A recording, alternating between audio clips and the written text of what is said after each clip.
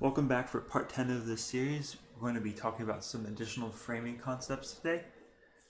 So far we've mainly talked about using the terrain or various features to kind of point or guide the eye towards the green. One that we looked at was hole 3 here, where these dune edges kind of direct the eye this way, stuff like that. Today we want to start to get into a little bit of layering and stacking, as well as managing space. So the first thing I want to cover is a bit of layering. It's a relatively simple concept, but it can add a lot of depth to a visual. And the easiest place to start with this is probably looking at backgrounds. So I want to look at hole 10 over here. And we can see here we kind of have multiple little layers in terms of the terrain itself here. When this product is finished, it would be planted and have a similar effect. But we can see this little bump here, this terrain there. That's where the fairway and green side is on this par 3. Then off to the left we have these two little mounds, kind of dune patches combining. I would ignore what's off to the left, as this is going to be real terrain on the actual course. And we have a little bit off to the right of the same thing. This back here sits just below the top of this bunker, and there's a little bit behind the green. Just as a way to kind of define things a little bit more. It's not a specific framing technique per se on its own, but it's a nice way to add a little more spice to a visual. We've come over here to 14, this short par 3, for yet another example. We have in the end this tee box, this little piece of land here sitting in front of the green. Then off to the right we have some of the same. This little mound, this bunker in the green, and behind all these little bits of dune here that stack add a bit of a similar effect. Off to the left here, all these little pieces of, maybe it's not even dunes as much, but the land in general kind of goes, it steps like here, here, here, here, here, green.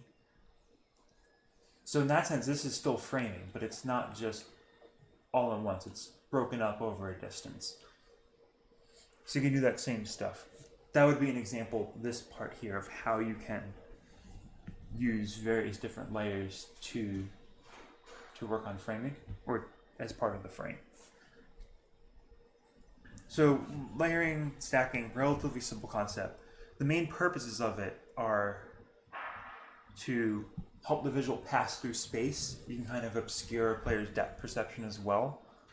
And sometimes you can even just use it to shroud playing surfaces or parts of the golf hole that you don't want people to look at. So for that we can look at hole 15 here. And we start to see this hole being kind of flat. We need to zoom in a bit, I think.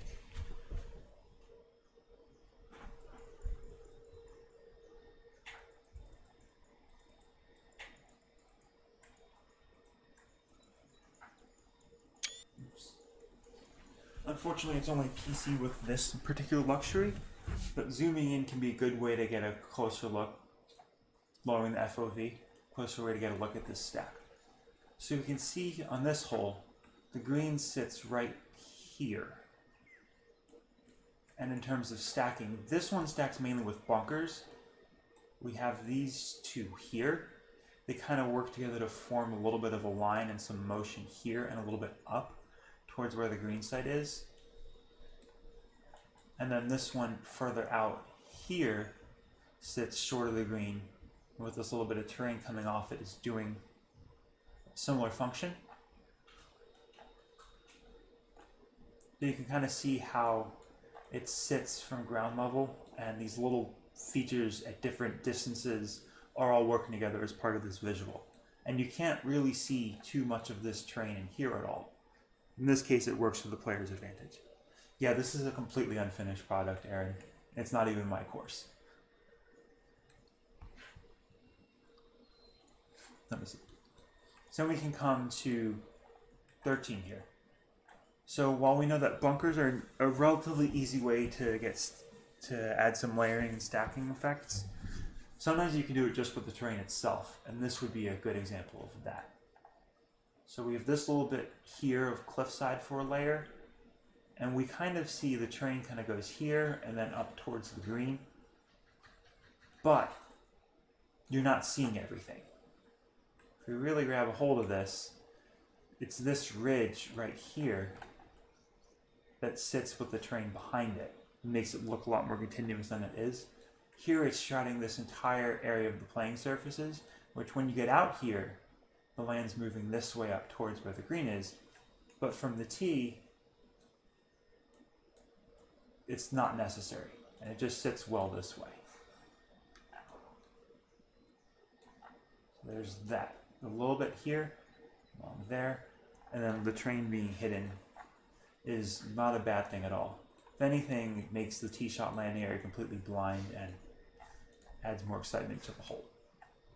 What else was there? That's going to be it here for now. So let me go to...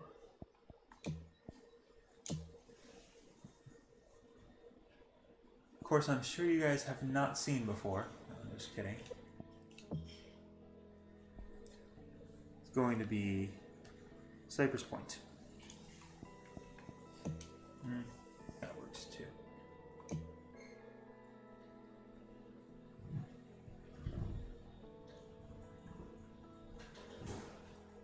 And here,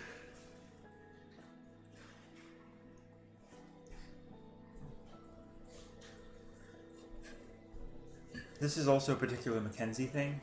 Alistair Mackenzie really liked to use bunkers to obscure space in the visual, or just shroud the playing surfaces. Looking forward to a little bit of golf today. Today we're starting around on a par 4. It's time to get on our horse. Let's pop that drive into the fairway and be on our way. We've looked at hole 11 before.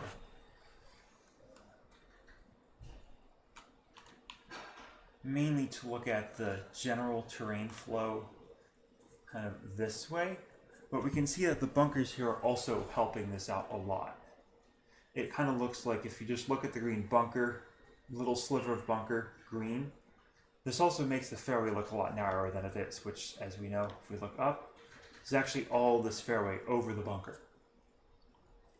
It's much more playable than it looks. But visually, this bunker sits with this one a little bit too. We'll get to some more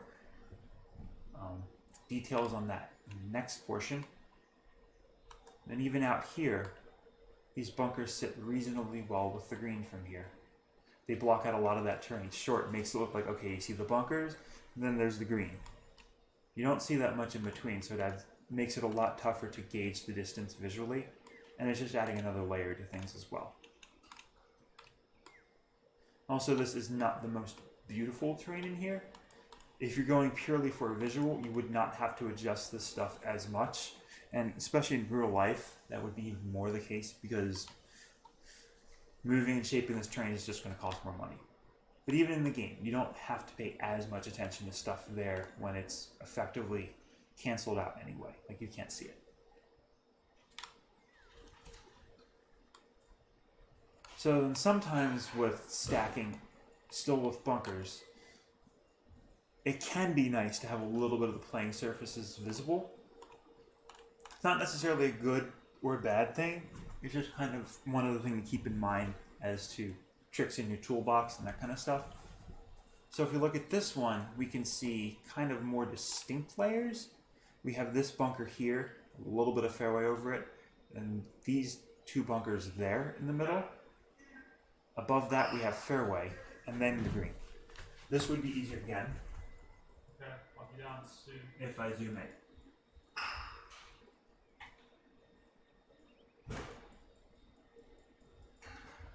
That's as good as we'll do, I guess.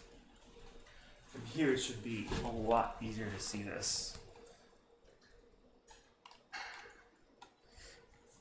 Bunker, fairway, fairway, bunker, fairway, green.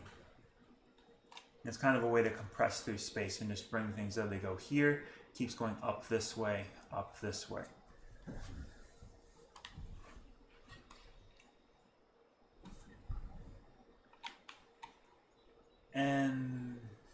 It's going to be it on Cypress Point for now. We'll get into a little bit more of that on Coca-Cola. I heard. Designer.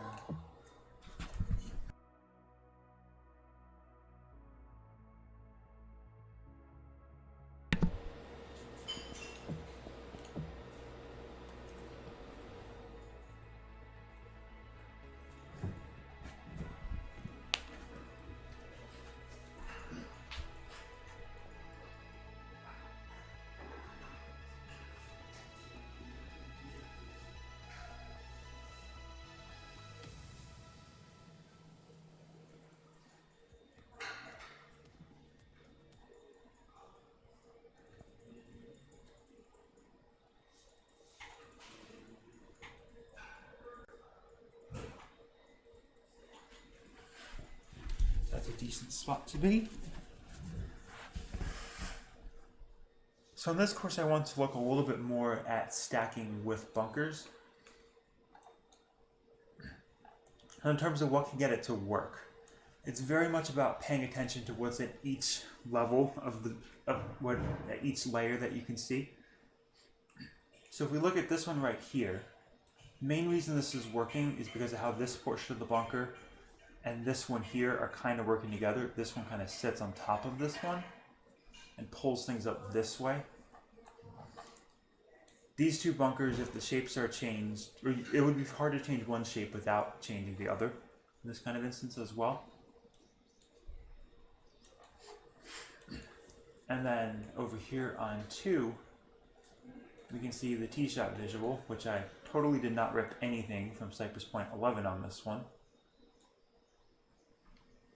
The layering here. So we have partially obscured fairway, bunker here, a little bit of fairway, bunker, fairway left, bunker, green.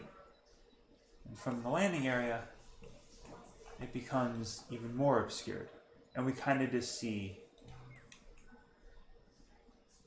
it looks like the fairway is just gone. You have this big wide fairway in here, and then bunkers, bunkers, green. It looks much tougher than it is, but you can see the way that these bunkers are kind of pushing up this way, and the terrain looks like it comes through here towards the green. So this stacking here is still helping out the macro movement. You still have this effect, despite these features being at completely different distances with each other. So basically it's pulling from part 4 and just giving you another way to achieve the same kind of effect. And then we have hole 6 here is a little bit of the same, but a touch different. So here on number 6, there are 2 main stacking sources. We have this bunker here, which kind of sits just below the green, and a little bit this green side one in the visual, which in this case also obscures the fairway off the tee. And there's another form of stacking on this left side here, where it kind of starts out and then moves further in, which is helping to bring the visual this way towards the green site. And these bunkers here are, because it's stacked at different distances, but from here, you can't really tell too much. It works pretty well. It just looks like land movement, basically, when it's done right. But it's not. Then we have, we can come back to 14 here with the TIFU bunker example. And a lot of this is just sitting here, kind of blocking out this stuff. This bunker is kind of pushing up this way and sits nicely with this one behind it. So you have this bunker, which is sitting with this bunker here, and then this one kind of sits with this and this.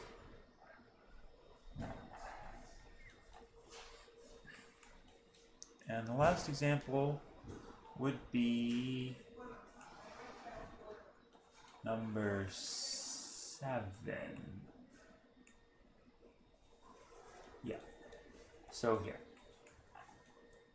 Same kind of concept. This bunker stacks with this one. You can't see anything space-wise between these two bunkers. It looks like there's almost no fairway there from the tee. You know that's not the case. And then this one sits reasonably well with this one. This one kind of pushes this direction, catches this over here, and goes to the green. If we look from above, this is a ridiculously easy fairway to hit. And it looks like a really difficult, demanding golf hole from ground level.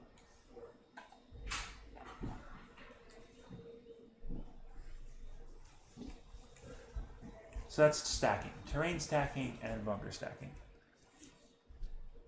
I want to look at a little bit of that as it applies to some longer sight lines as well. I don't know if I've really touched on this much before, but it's very good to think about not just stuff that's, in the background for the golf hole, but that on a much larger scale. So here, if we look at 13,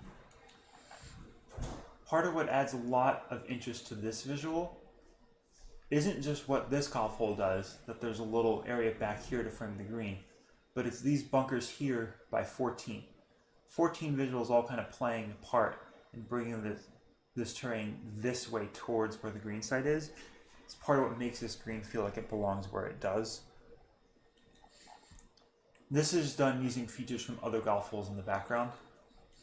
And 17 has a little bit of the same going on here.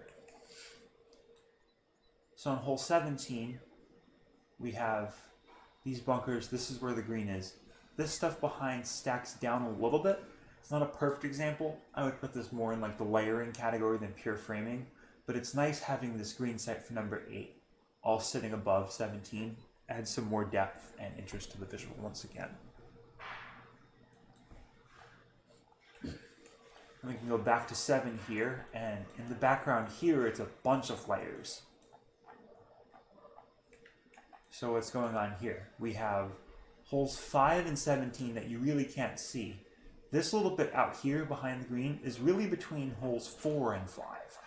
This bit right here, if you pay attention to the way that looks from 7.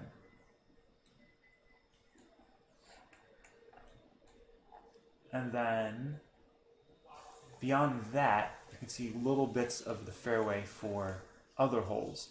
So this is 4 fairway out there, and you can even see 2 fairway way off in the distance here. Just adding some more layers to this visual, and it all kind of generally works towards this green site.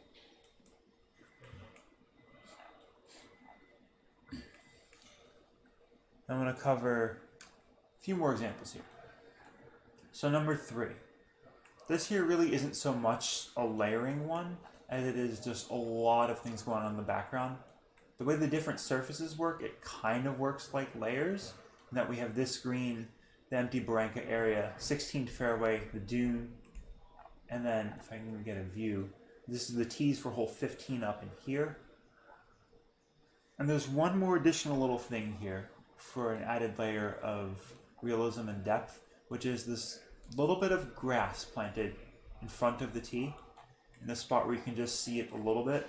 If there were tall grass there in real life, you'd probably see a little bit of this sticking up, and it gives the feeling that you're peering through it. Just trying to add one more additional layer of depth to this. And then on 5, we have a little bit of a similar concept, which is 5T is here. This is hole 16 off in the background and off in the distance. And we can see how we have this stuff here adding some additional layers, but then also this little bit of grass here is, this planting is stacked. So what we have going on here, there's this little bit of planting off in here. This stuff you can't actually see there. This little bit of space right here is completely empty, but because it's recessed, it's not part of the visual. The eye just goes from that little bit of grass and planting there to the Barranca and then the fairway. This space feels completely filled, even though it's not.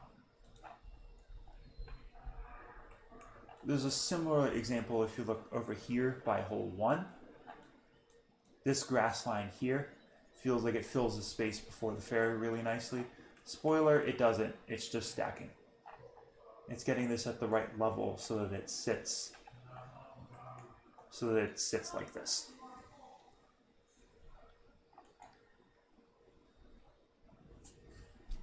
So that's layering and stacking in a nutshell. It's probably some of the easier stuff in terms of framing to pick up on without anybody teaching it to you. Yeah, Dave, I know, right? It's a good time for me, though, at least for the tutorials and stuff. So in terms of layering and stacking, that's the vast majority of what we would need to cover. The next little bit is going to be talking about empty space, sometimes called negative space. You can even just call it space, whatever you want. And on this course, as you can see, there's a lot of hiding spaces that you don't want the player to see. That's probably the easiest way to treat empty space. There is another more advanced way that I'm not going to cover in this section, which is kind of playing off of a steady terrain gradient. But so that, in a sense, you make the terrain look like it covers more distance than it actually... It looks like it covers less distance than it actually does. That gets much more advanced. If we cover that, it will be near the end of this series.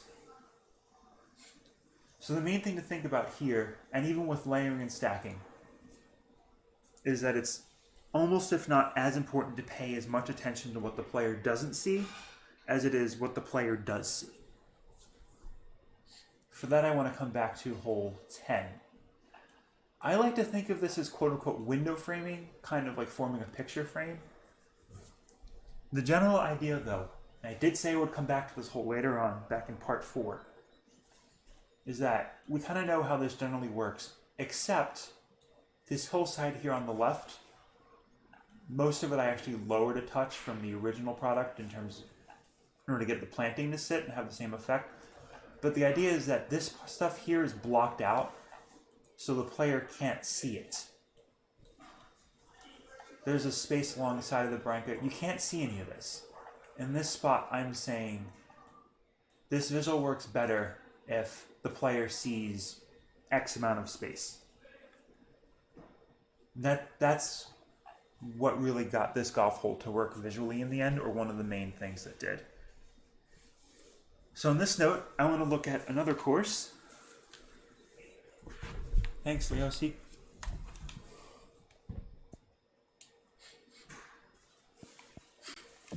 And this one is going to be Saxondale. For any of you who are familiar with the style, which was heavily inspired by Tobacco Road, Mike Strand's, there's a whole lot of play with blindness and sight lines and what you can and can't see. I can probably go in and continue playing. There.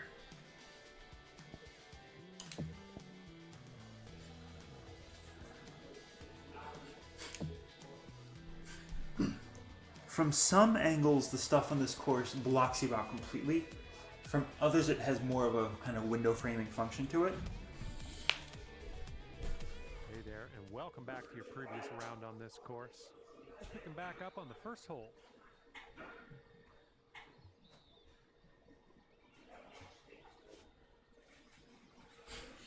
Once again, we're going to zoom way in so that it's easier to see things at a distance. So we can just kick this off right on hole 1. Tee shot is nice. We have the land going this way. Nothing super spectacular. But then as we get farther out, right away we can start to see these bunkers are obscuring this little bit of land beyond them. And then the hillside that these, I guess it's 2 bunkers rest in, is blocking out the green almost entirely. Unless you hug the right side of the fairway. Now you have a look at the green, and if you get all the way up into here, it has a little bit of that same window frame effect. You don't see what's up over here because the terrain's blocking it. Hole 3, we have the exact same thing on. Let's go over to here. Down. This time it's more with a little bit of planting right in front of the tees. This bit right here, notice how this little mound and planting is blocking out stuff so you only see what you want to behind it. And I want to talk about, where on the course would it be? I want to go to 16. That's 13, 14, 16 is going to be here then? Yes.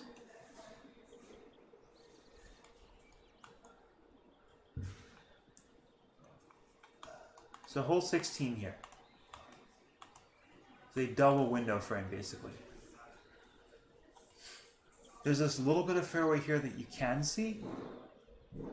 And this hillside helps the eye go a little bit to the left combined with what's over here.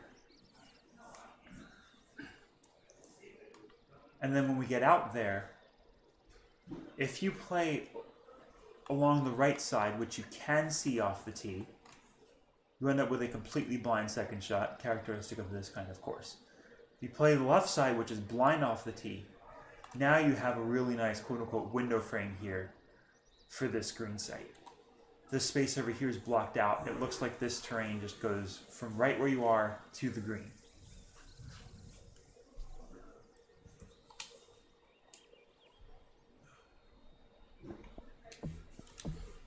So that's how this works. In terms of taking this to a next level, a little bit more advanced, it'll be some stuff that's doing both a bit at the same time.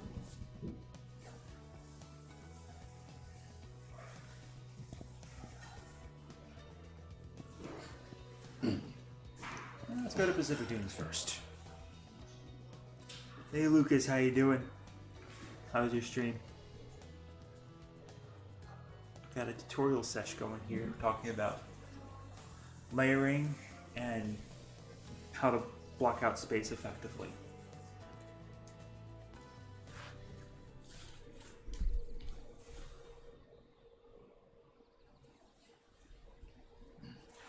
Same thing.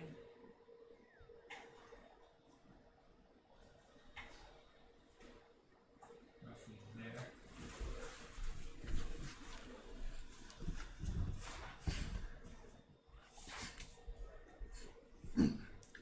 So on Pacific Dunes here, the first hole is a pretty good example as well.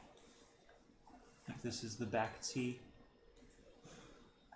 We can see here that it's not necessarily a perfect example, it's still kind of what the land offered, it's a real course. That this hillside here blocks out a lot of space and keeps more emphasis on the land movement in this direction. Whereas there's actually quite a fair bit of space out there. We just can't see it from the tee. And then hole number 2, I think the tees are mainly back here. I had this as an example of both. Yeah. So there are a bunch of things going on here. This is a little bit of kind of a window frame where this stops the view, helps a little bit with feeding in this way. And then all this stuff here coming from left to right. Didn't mean to move the cursor. Okay, I'll catch up with you in about 2 minutes. Then out here, this is stacking again. The terrain here just goes straight on over to the green, visually. A little bit this green side bunker, but there's all this space out over here that you can't see. And then from here, this bunker has a little bit of that kind of window frame effect, stacking a little bit. And there's even more details if you want to really start getting into this. Sometimes a lot of detail sculpting can have the same effect. So let's look at hole... That's the wrong tee. Hole 2. Hole 3 is... Where's the tee for hole 3? 3 is this one there. It is here. Yeah. So...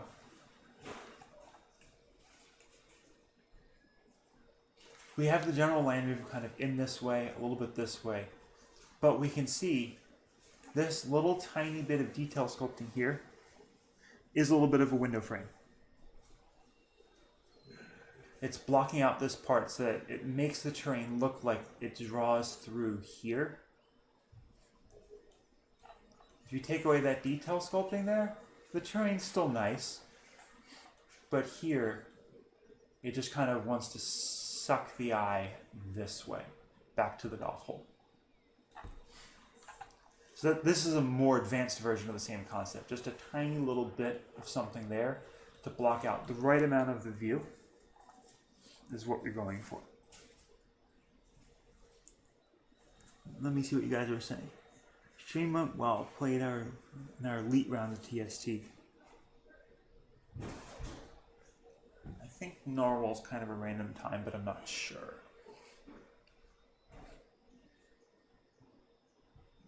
What else did I have? That's honestly most of what I had for this portion. It's not a really long one. It's just a couple concepts, but it's really... I shouldn't say important. Well, everything's important. But for reasons of what we're going to cover in the next one, where a lot of this stacking stuff is going to be why we talk about making bunker shapes the way they are, or sculpting them the way we do, has to do with a lot of this stuff. The way how, if we go back to 15 here, the way these two bunker shapes sit nicely together, the way the ones on the first hole of Jacola on the right hand side do the same thing, that kind of stuff is why we wanted to talk about this today. I can give you one more example actually. I'm just going to head over to Necedah Pines because why not? Or no. Forget Necedah. I'm actually going to go to my current course in progress just to show you a couple examples of the same stuff. There's not as much of that going on this course, but there is some nonetheless. Also keep in mind that this quote-unquote window framing idea, just in terms of what the player can and can't see, can apply to almost anything.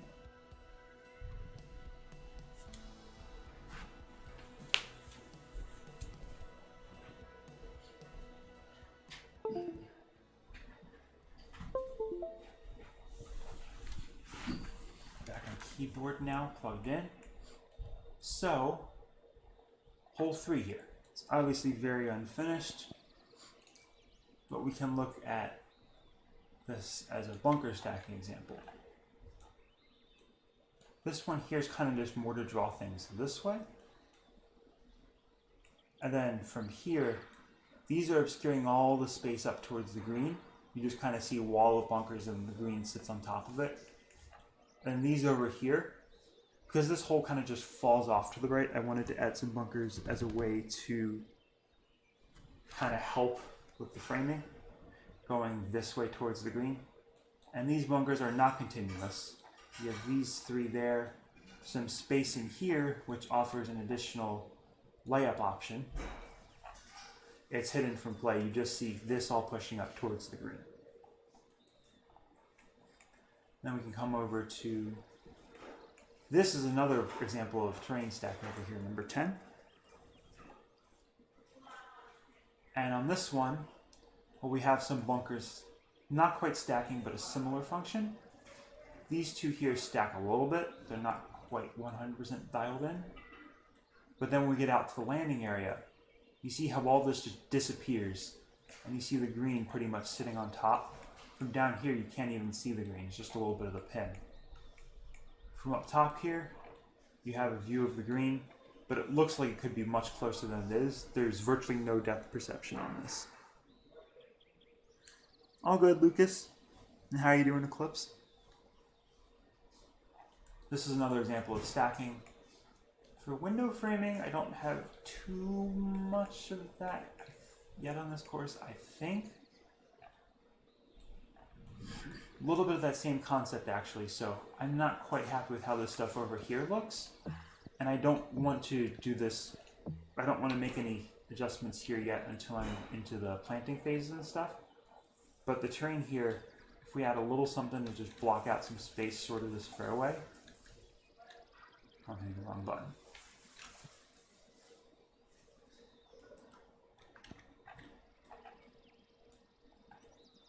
That's not a perfect example, but adding something like that there will change up how things look, especially foreground stuff, with tees in particular.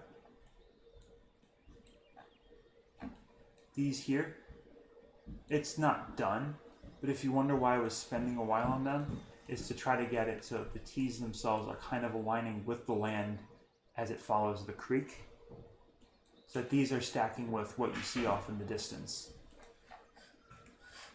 And here, it's a little bit the other way, actually. There will be a little more coming up here, I think, in the end, with some planting. But the tees here off to the left is kind of trying to add some other terrain movement in. That's a little more advanced, not necessarily that directly related. The main two examples I had in mind were this and 3. There is some stacking going on here with the way the terrain kind of pulls through this spot. And this bit here, it's not quite dialed. I was playing around with the height of this feature right here to get it so that the fairway sits kind of like this, a little bit more kind of presenting towards the green. Doing good, man. Anyway, I actually think that's all I got for you guys for this part.